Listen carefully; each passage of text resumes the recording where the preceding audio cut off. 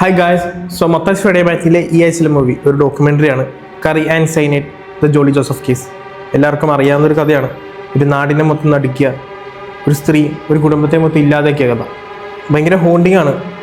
ആ കഥയുടെ ഡോക്യുമെൻ്ററിയാണ് curry and cyanide. അതിനകത്ത് ശരിക്കും അതിന് വേണ്ടി നിന്നവരും അതിൻ്റെ വക്കീലും പോലീസുകാർ കേസ് അന്വേഷിച്ചവരൊക്കെയാണ് ഇതിനകത്ത് ഈ കഥ പറയുന്നത്.